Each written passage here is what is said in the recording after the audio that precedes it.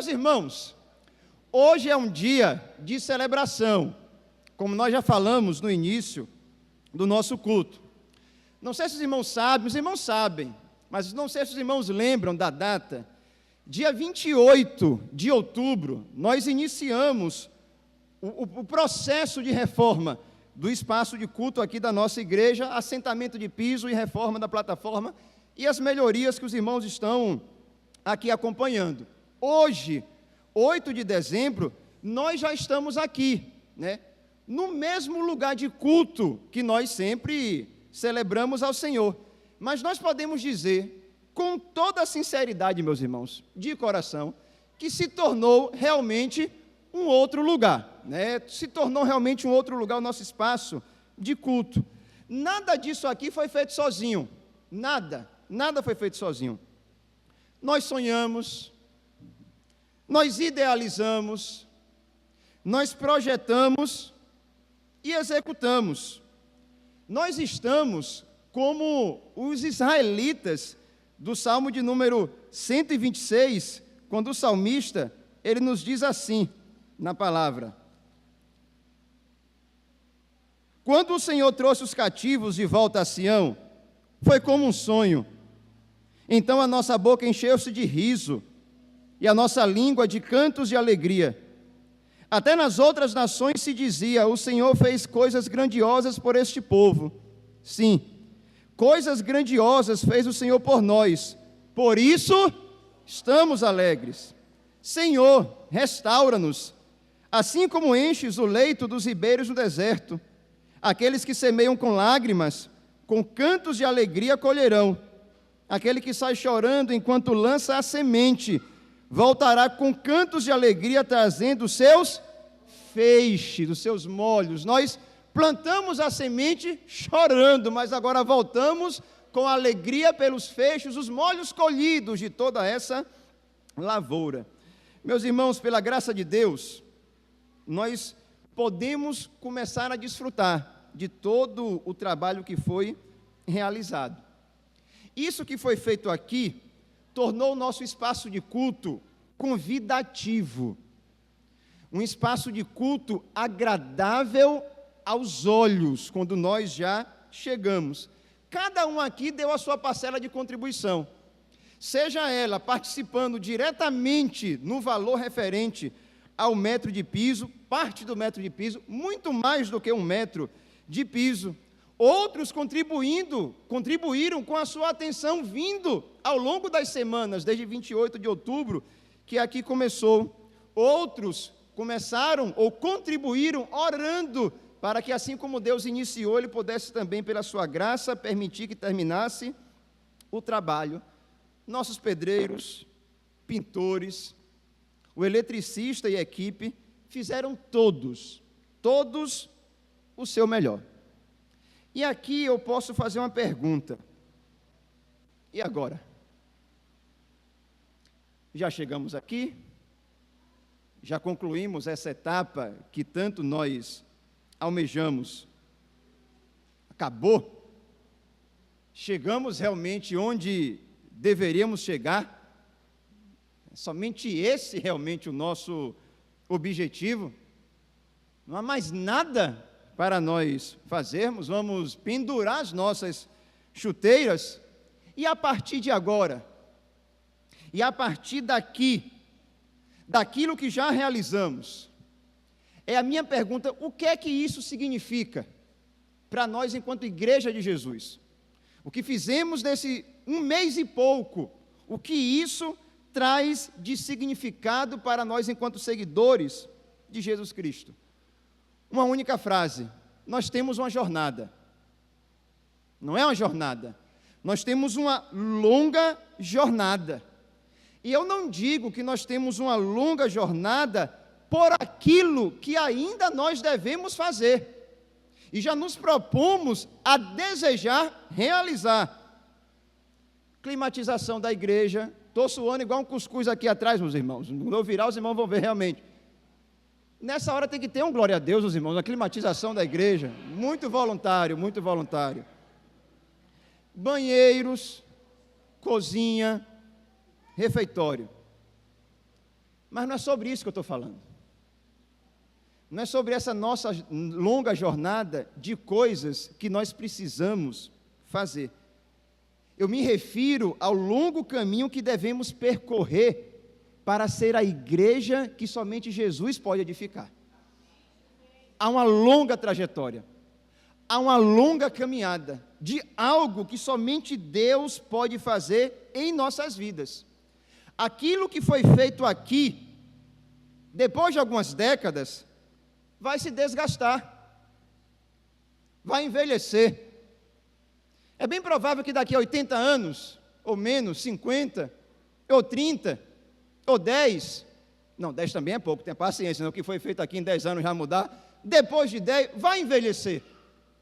Uma outra geração vai surgir. Novas reformas precisarão ser feitas. Só que, meus irmãos, nós edificamos algo, nós mesmos edificamos algo, porque Deus nos deu força para fazer isso, mas somente Deus, na pessoa de Jesus, pelo derramar do seu Santo Espírito, somente Ele pode edificar uma igreja, um conjunto de pessoas que se encontram unidas em torno de Jesus do Senhor. Somente Ele pode fazer isso, mais ninguém. É Ele quem nos edifica, é Ele quem realmente nos une na pessoa de Jesus, o Senhor. Os pedreiros que estiveram aqui, eles fizeram uso nessa reforma de bloco. Muitos blocos foram usados. Outros materiais também foram empregados. Só que Deus, por meio do derramar do seu Santo Espírito, na edificação da sua igreja, Ele não usa tijolo, Ele não usa bloco, Ele não usa pedra de 1,20 por 1,20. Deus, na pessoa de Jesus e pelo derramar do seu Santo Espírito, Ele usa pedras vivas. Ele usa eu, Ele usa você, Ele usa cada um de nós como o melhor pedreiro que existe na história e coloca cada pedra no seu devido lugar. Uma pedra viva para edificar a igreja onde o próprio Cristo habita pelo poder do seu Santo Espírito. 1 Pedro, capítulo de número 2, o apóstolo Pedro ele vai falar no versículo de número 4 e 5. À medida que se aproximam dele, a pedra viva, rejeitada pelos homens, mas escolhida por Deus e preciosa para Ele, vocês também estão sendo utilizados como pedras vivas na edificação de uma casa espiritual, para serem sacerdócio santo, oferecendo sacrifícios espirituais aceitáveis a Deus, por meio de Jesus Cristo. Nós é que somos realmente essa casa de Deus que oferece culto, sacrifício, entrega voluntária e alegre a tudo aquilo que pertence somente a Ele por direito, que é o nosso Senhor Jesus. Sabe qual é o especial que nós temos aqui nesse lugar? O especial desse lugar não está no próprio lugar, ou por aquilo que o lugar se tornou. O especial desse lugar está no povo de Deus que aqui se reúne. Se ficasse isso da forma como está, e não estivesse o povo de Deus aqui reunido, seria mais um outro lugar bonito. O diferencial disso aqui é que aqui mora, se reúne e habita o próprio povo de Deus. E sabe por que isso é importante? Para nós entendermos, é que onde o povo de Deus se reúne, o céu se encontra aberto, meus irmãos. Onde o povo de Deus se reúne por causa de Jesus, e somente por causa dele, a dimensão do próprio Criador, que é o céu, se encontra unida à dimensão da criatura, que é a terra, e nesse lugar, por causa de Jesus, ele abre os céus e nos abençoa com algumas bênçãos, com poucas bênçãos, com meias bênçãos, não, com todas as sortes de bênçãos espirituais nas regiões celestiais em Jesus Cristo, o Senhor. Efésios 1, versículo 3, o apóstolo Paulo ele vai falar que nós já estamos com Cristo nas regiões celestiais, e nele é que nós recebemos todas as bênçãos, por causa somente de Jesus. Nesse exato momento, pelo fato de nos reunirmos, os céus se encontram unidos com a terra, por causa de Jesus Cristo, que é cultuado nesse exato momento. Meus irmãos, a beleza desse lugar deve refletir algo. A beleza desse lugar deve refletir a beleza que há em nós. A beleza desse lugar deve refletir a beleza que há em nós por causa somente de Jesus. Somente por causa dele. Esse lugar, como alguns me falaram, ficou lindo. Mas a beleza em nós não está por causa desse lugar. A beleza em nós está por causa de Jesus que está nesse lugar e em nós. É Ele quem completa tudo aquilo que falta. É Ele quem é a razão pela qual tudo isso aqui foi feito. Logo, eu posso estar nesse lugar que ficou muito bonito, mas eu posso estar com uma atitude feia. Pode até não ser hoje, mas pode ser depois de um determinado tempo. Eu posso estar nesse lugar bonito com uma atitude feia, no sentido de ter um comportamento que não demonstra gratidão a Deus. Um comportamento indiferente por tudo aquilo que Ele, na sua graça, Ele fez. Eu posso ter uma atitude feia nesse lugar bonito quando eu não celebro o que alcançamos. Quando eu não celebro o que Deus, pela sua graça, deu para cada um de nós.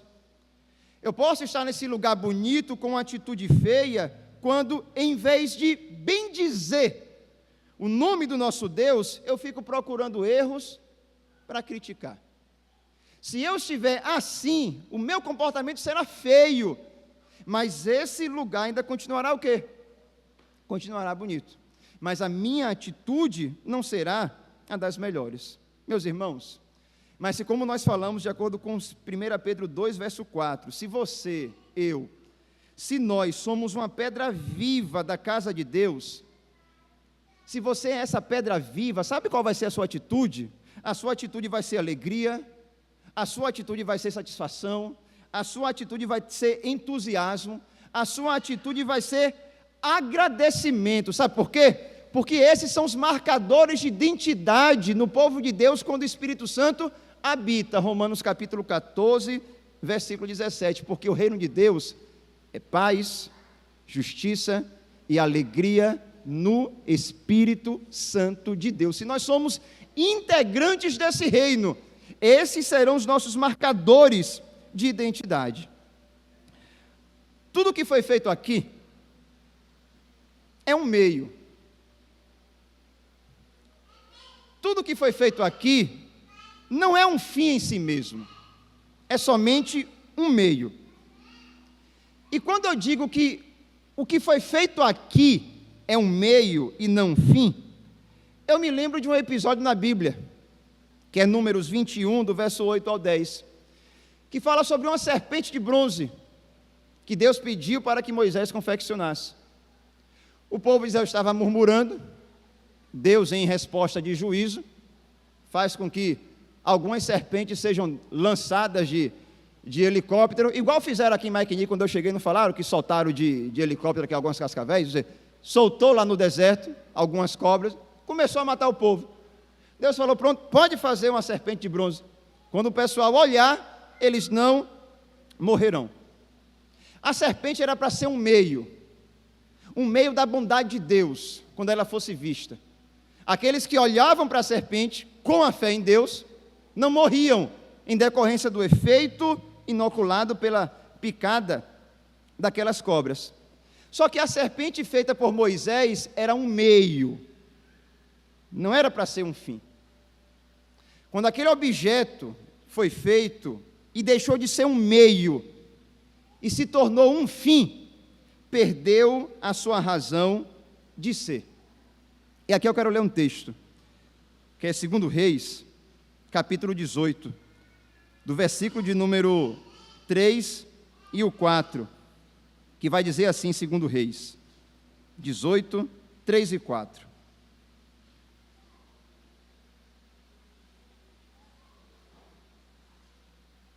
Ele fez o que o Senhor aprova, tal como tinha feito Davi, seu predecessor.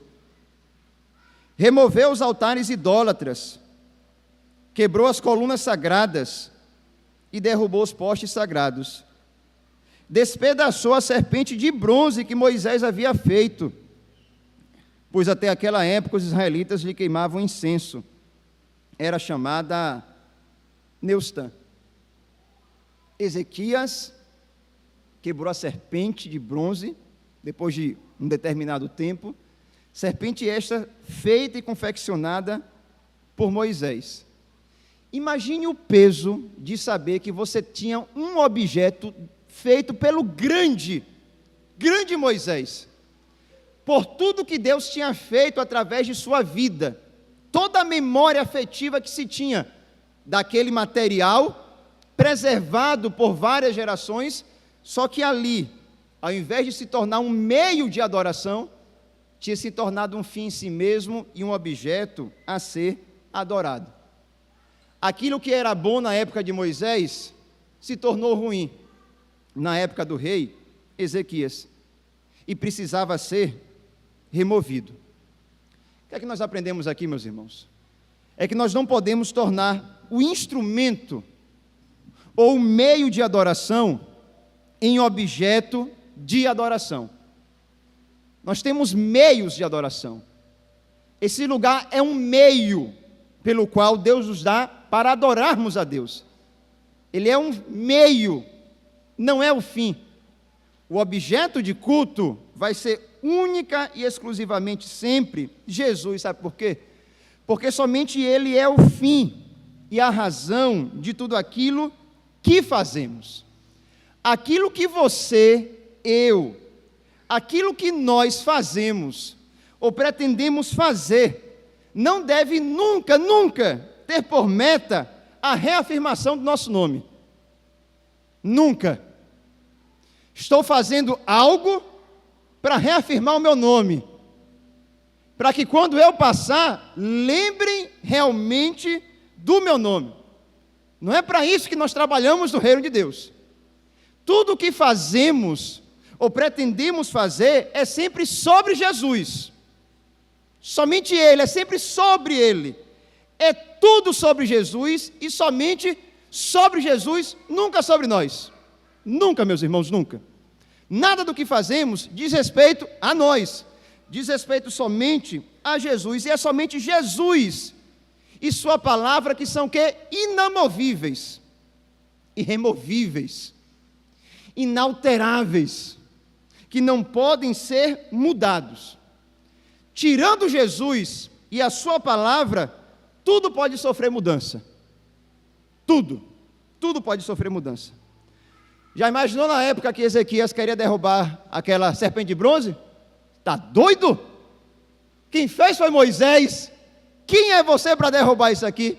Precisou ser derrubado.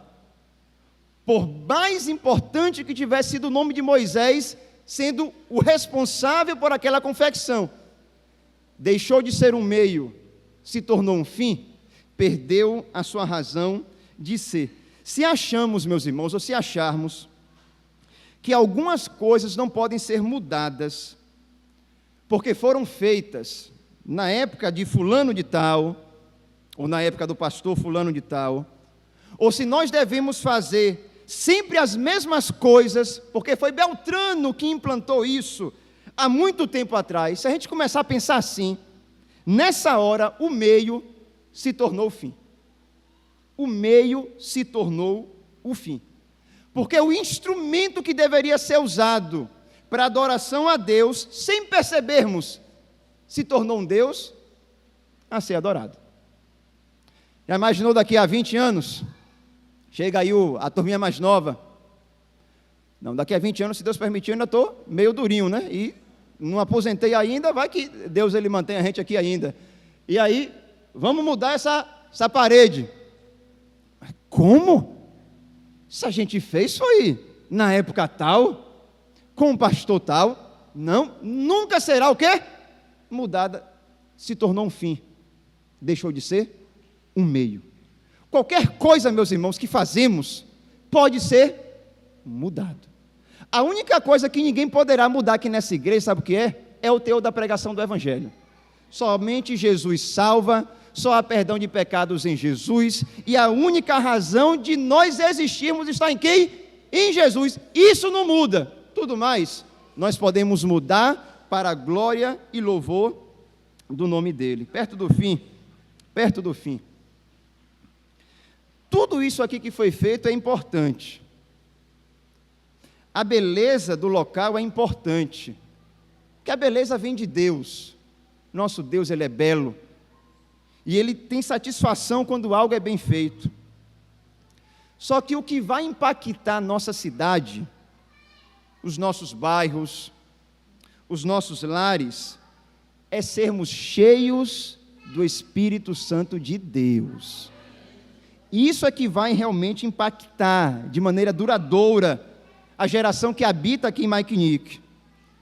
Ser o templo móvel de Deus, no qual o próprio Deus habita. Nós somos um templo móvel, meus irmãos.